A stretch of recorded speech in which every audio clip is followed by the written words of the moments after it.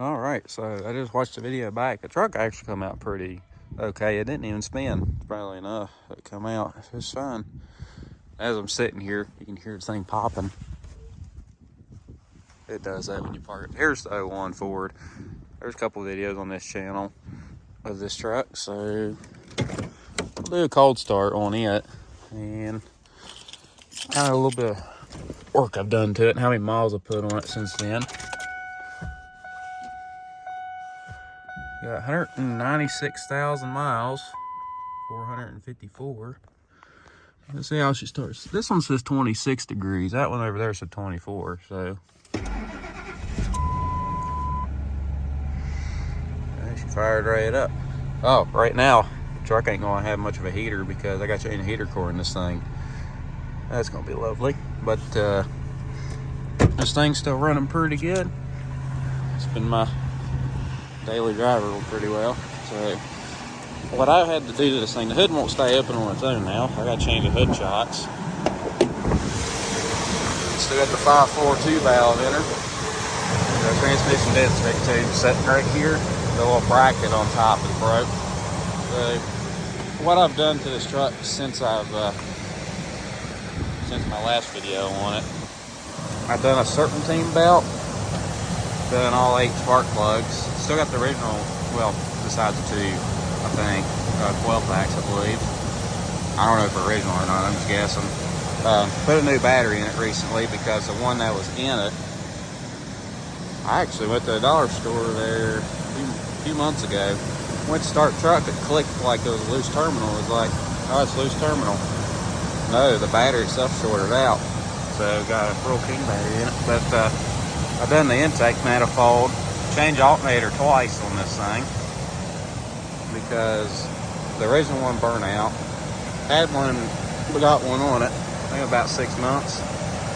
And the voltage regulator, I don't know, this might be common, but the voltage regulator was it stuck wide open, so my gauges quit working and my radio quit working for a second, and it made a computer noise in the dash, and got the truck to a stop and gauges started working again. My voltage gauge was pegged out, and drive it home, I just unhooked the voltage regulator, got another alternator for it, and the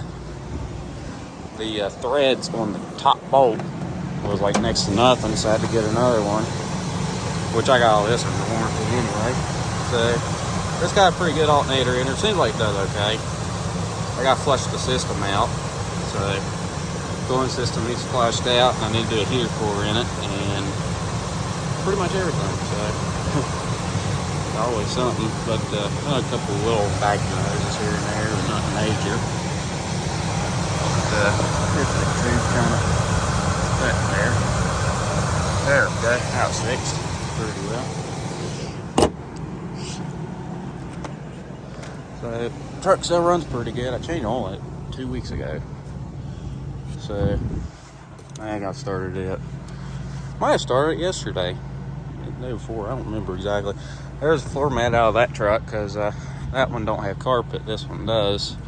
This one's got some cut up carpet. It was like it when I got this thing, but this I put in it there recently. So always something. Well, not always something, but you know, still there. But 25 degrees it says now. So bought this truck with 188,000 miles, and now it's got 196 on it. So that's pretty good. But I had to take the coil packs out a couple times because the reason why I changed the intake manifold is because the crossover tube on the intake, it's pretty common on these things, the little seal, it breaks the plastic where the seal sets in. I'm back and forth a lot. Even in my older videos, I guess it's still a thing. But the little crossover tube right there, the plastic where the gasket sets in, broke out. I don't even know where the plastic piece went. It wasn't even in there when I pulled the intake out, or when we pulled the intake out. But put a new intake on it. Changed the spark plugs 3 years ago, but we done the intake recently. So still got a little bit of stuff to do to it, but it still runs good. I ain't had a problem with the dormant intakes that I put on it. So couldn't really find the ones with the thread inserts already in them. I guess it's kind of hard to find unless you spend extra. So they got the self-tapper screws in them, which I'm not really a big fan of, but it's better than nothing. So I think it runs pretty good. Seems like it pulls better too. I mean, after putting the intake on it, it does pretty good. So it pulls mountain pretty good, pulls roads every good, pretty well. So it's all good. Got to put a little gas in her, but that'd be good. That'd be good. So it's gonna be blowing cold air. Even when it's warmed up after I drove it for a bit, the heater don't work that much. It does get lukewarm, but not major.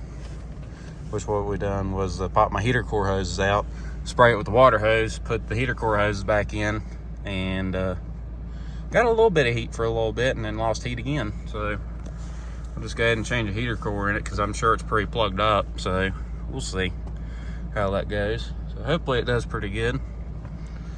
So that's what's up with this truck now. And my brakes, if you plumb to the floor pretty well. But if you pump them up here and there, it's a lot softer than usual. No, there it goes. I think I gotta put a brake booster in this thing. But it still has brakes, so see how froze it is.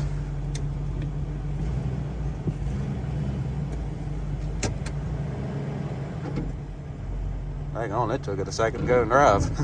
It was in drive for like a whole 2 seconds. That truck over there does the same thing, but this one, that's the first time this one's done it. But also it's 25 degrees according to that. I think it's like 23 or something. I don't know for sure. Headlights still work. So yeah, that's what's up with this truck now. And go ahead and shut her down here. There we go. See if the interior light goes out as soon as I shut the door. Yep, it does. Sometimes it delays, sometimes it don't. Just depends on the day, I guess. That's how you shut a hood. All right, so I'll call the video right here and see y'all next one. Don't know what it's gonna be yet, so see y'all next one.